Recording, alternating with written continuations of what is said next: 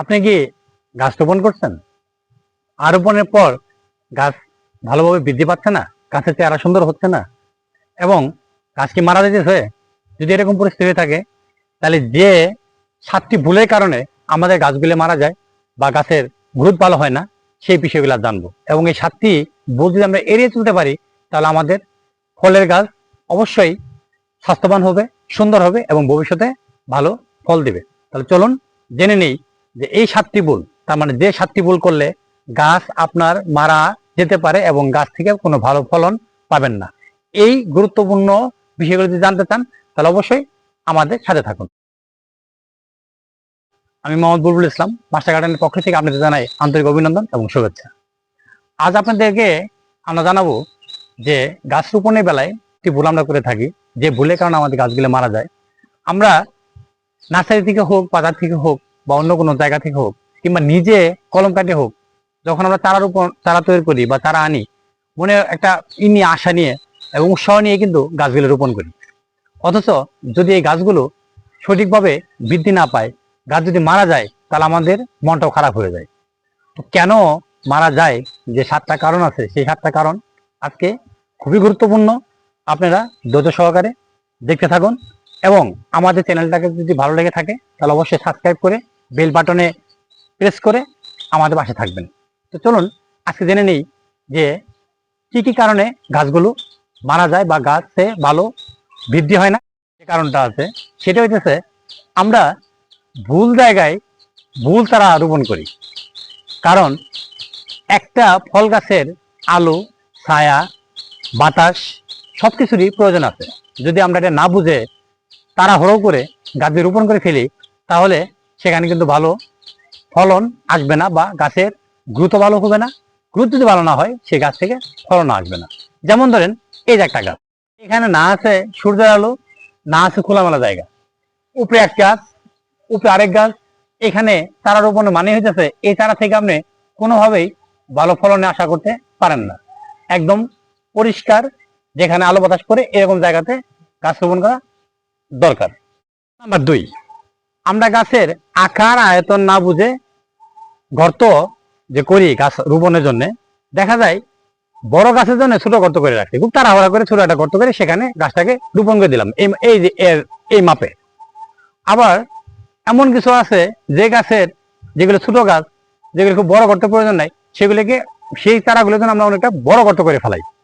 তো ছোট গর্ত, এই যে এরকম করে যদি আপনি গর্ত করেন, এই গর্ত যদি চারা রোপণ করেন, তাহলে কোনোভাবেই কিন্তু ওই গাছের শিকড় সঠিকভাবে সেখানে বিস্তার লাভ করতে পারবে না এবং গাছ বড় হবে না। গর্তের আকার হওয়া প্রয়োজন এরকম বড়, যেন গাছ খুব সহজেই তার শিকড়গুলো ছড়াতে পারে। ক্রয় করার পরেই মনে একটা উৎসাহ থাকে যে আমার গাছটা খুব দ্রুত বাড়বে, ই হবে। এই কারণে আমরা রাসায়নিক সার, তারপর হচ্ছে বিভিন্ন রকমের সার টার দিয়ে গাছটাকে রোপণ করি। যেমন ধরেন, যদি আপনি নতুন চারা এনে সেখানে যদি টিএসপি, ইউরিয়া, পটাশ আর কাঁচা গোবর যদি ব্যবহার করেন, তাহলে আপনার গাছ নির্ঘাত মারা যাবে। কারণ শিকড়ে যখনই কাঁচা গোবর পাবে, কাঁচা গোবর থেকে শিকড়ে পতন ধরবে এবং রাসায়নিক সার দেওয়ার জন্য রাসায়নিক সারের বিক্রিয়ার কারণে আপনার গাছগুলো মারা যেতে পারে। তাই কাঁচা গোবর ব্যবহার করা বাদ দিয়ে আপনি ভার্মি কম্পোস্ট দেন অথবা মরা গোবর দিবেন। আর রাসায়নিক সার ব্যবহার করা কোনো প্রয়োজন নাই। আপনি শুধু ভার্মি কম্পোস্ট অথবা পচা গোবর দিয়ে গাছ রোপণ করলেও আপনার গাছ সুস্থ, সুন্দর ভাবেই বেড়ে উঠবে এবং ভবিষ্যতে ভালো ফলনও আপনাকে দিবে। আসেন 4 নম্বর যে ভুলটা আমরা করি, এক এক গাছের এক এক ধরনের সূর্য আলো প্রয়োজন পড়ে। কিছু কিছু গাছ আছে দীর্ঘ সময় সূর্য আলো লাগে, সরাসরি, তার মানে রোদ লাগে। ধরেন আম, কাঁঠাল, জাম, লিচু, এই চারাগুলো সরাসরি সূর্য আলোর প্রয়োজন পড়ে। আবার এমন কিছু চারা আছে যেগুলো সরাসরি সূর্য আলো পড়লে তার ফলন ভালো হবে না, গাছ ভালো হবে না। যেমন লটকন গাছ, লটকন গাছ যদি আপনি রোদের মধ্যে লাগিয়ে দেন, তাহলে সেই গাছ থেকে কখনোই আপনি ভালো ফলন পাবেন না। তাই আলো ছায়া বুঝে যে গাছের যে যে জায়গায় প্রয়োজন সেই জায়গায় রোপণ করা দরকার। তবে আরেকটা বিষয় আপনারা মাথায় রাখবেন, যে নতুন চারা কখনোই সরাসরি সূর্যের আলো দীর্ঘ সময় পরে 6 থেকে 8 ঘন্টা সূর্য আলো পরে সেখানে লাগালে গাছ কিন্তু মারা যাবে, এই গাছের মতোই। আচ্ছা, আর তারপরে হইতেছে, যেমন ধরেন এইখানে একটা লটকন গাছ আছে, এই লটকন গাছ কিন্তু আলো ছায়ার নিচে, তার মানে অন্য গাছের নিচে, এখানে কিন্তু সরাসরি কোনো সূর্য আলো পড়তেছে না। আপনি যদি অপর দিকে খেয়াল করেন, এই যে সবেদা গাছের প্রচুর পরিমাণের সূর্য আলো লাগে, এই কিন্তু সারাদিন সূর্য আলো পাইতেছে, এই গাছটা বৃদ্ধি কিন্তু খুব সুন্দর। তাই যে গাছের যে ধরনের আলো ছায়া প্রয়োজন সেটা বুঝে আপনাকে গাছ লাগানো উচিত। যদি আপনি ছায়াযুক্ত স্থানে যে সমস্ত গাছ লাগানো উচিত সেটা যদি রোদ্রে লাগাই দেন, তাহলে সেই গাছ থেকে ভালো ফলন পাবেন অথবা মারা যেতে পারে। এবং যেটা সূর্যের আলোতে লাগানো প্রয়োজন সেইটা এনে যদি ছায়াযুক্ত জায়গা যদি লাগান, তাহলে সেখান থেকে ভালো কোনো ফলন পাবেন না। এবার আসেন 5, গাছ রোপণের পরে পানি দেওয়া বা সেচ দেওয়া প্রয়োজন।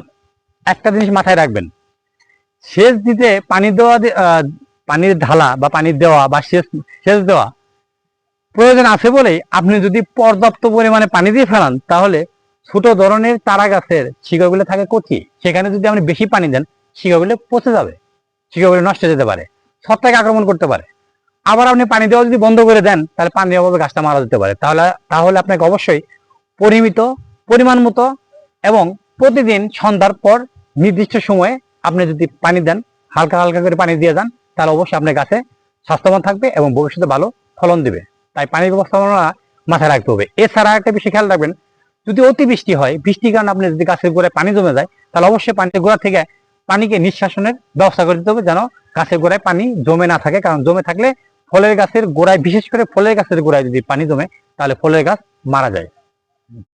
6 নম্বর যে ভুলটা আমরা করি, আমরা সবসময় চিন্তা করি খুব দ্রুত ফলন পাওয়ার জন্য। এই কারণে আমরা কলমে চারা সংগ্রহ করি। কলমে কিন্তু এক ধরনের না, গুটি কলম আছে, গ্রাফটিং আছে, তারপর হচ্ছে আপনার আদি জোড়া আছে। গ্রাফটিংটা সবসময় নিচের দিকে, হয়তো আমরা গাছে লাগাবার সময় মনের ভুলে যদি আমরা গ্রাফটিং এর চারা যদি মাটির নিচে দিয়ে ফেলাই, মানে গর্তের নিচে দিয়ে দেই, তাহলে গাছটা কিন্তু মারা যাবে। যেমন ধরেন, এই দেখতে পাচ্ছেন আমার কেজি ডেনজামের গ্রাফটিং হয়েছে এখানে, এটা কিন্তু মাটির নিচে দিয়ে নেই, মাটির উপরে কিন্তু রাখছি, কম করে 4 আঙ্গুল উপরে। আপনারা গ্রাফটিং এর অংশটা মাটির উপরে রাখবেন, যদি মাটির নিচে যায় তাহলে গাছটা মারা যেতে পারে বা গ্রাফটিং আপনি নষ্ট হয়ে যেতে পারে। এবং লাস্ট যে পয়েন্ট, সেটা হচ্ছে আমরা হর হামেশাই এই ভুলটা করে থাকি।